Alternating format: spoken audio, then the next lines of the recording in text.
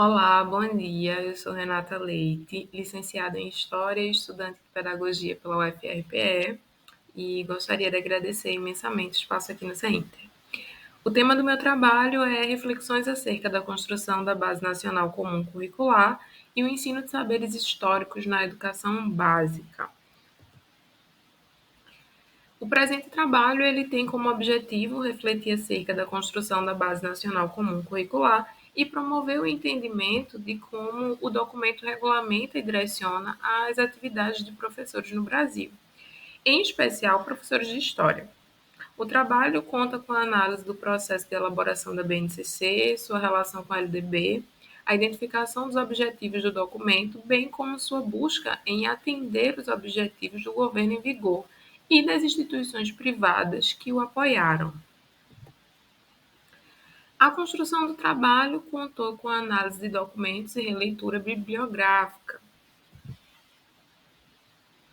A Base Nacional Comum Curricular, documento que norteia e regulamenta o currículo educacional no país, teve sua necessidade prevista desde 1988 e reforçada em 2014, fruto de negociações e pressões de grupos políticos e instituições privadas. Esse documento foi consequência da Lei de Diretrizes e Bases e apenas começou a ser elaborado em 2015. Apesar de sua elaboração ser considerada uma conquista e um avanço por muitos no meio acadêmico, as críticas ao formato da BNCC e as dúvidas quanto ao atingimento de suas metas, algumas inclusive já vencidas, só crescem. Dentre as críticas, uma recorrente é a de que os professores não foram ouvidos e as normas pensadas são elitistas, generalistas e excludentes, ao não abordar de maneira satisfatória a diversidade cultural brasileira e deixar de fora temas sensíveis, porém muito pertinentes à educação e à cultura. Na prática, a BNCC irá nortear a forma como os conteúdos serão trabalhados e as habilidades que devem ser desenvolvidas, deixando a critério de cada estado a forma como temas serão trabalhados, ficando livre, inclusive, para a inserção de conteúdos regionais.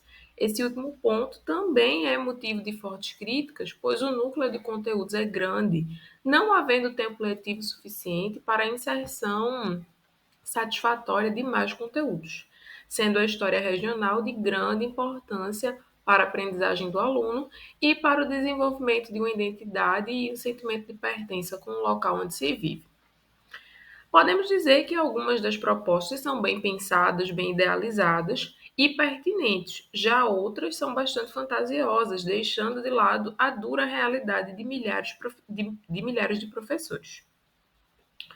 Nesse contexto, ao analisarmos as interferências e generalizações que o ensino de história vem sofrendo ao longo da criação da BNCC, percebemos que tais ações buscam atender a um projeto de governo que não se interessa em promover uma educação emancipatória e o desenvolvimento de uma consciência crítica na sociedade.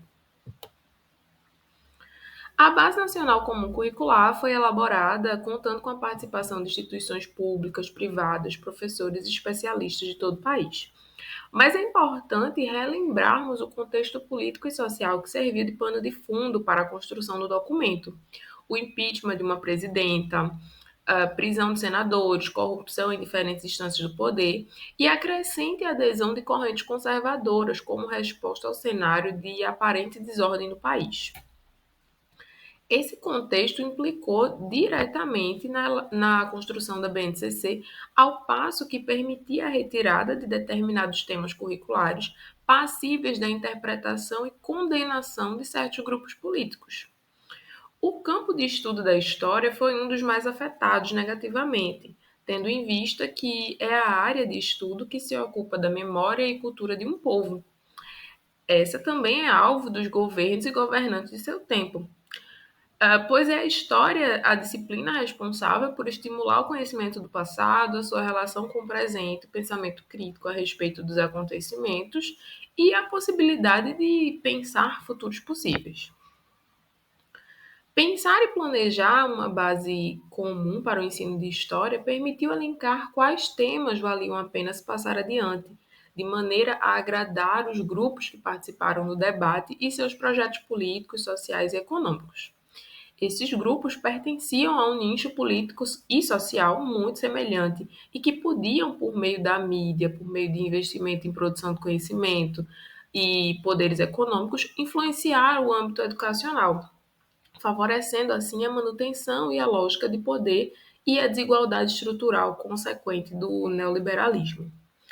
Uma proposta educacional pautada na meritocracia despreza muitos dos grupos populacionais que compõem o Brasil e se encontram muitas vezes à margem dos programas educacionais e os quais não são contemplados por essas propostas meritocráticas. Esse modelo contribui para a desigualdade estrutural e para o fortalecimento político e econômico das elites, e não para a promoção de uma educação igualitária, inclusiva e democrática, que é o que defendemos aqui. Esse trabalho ele não tem como objetivo findar as discussões sobre o tema, sendo, na verdade, um grande convite para que possamos nos aprofundar em novos debates capazes de analisar e questionar o processo de construção dos documentos que norteiam a educação no país, e nesse caso específico, que norteiam o ensino de história. Esse é um pouco do meu trabalho, espero que vocês tenham gostado. Agradeço imensamente o espaço aqui no CEINTER e que possamos seguir na luta por uma educação democrática e igualitária. Isso. Obrigada.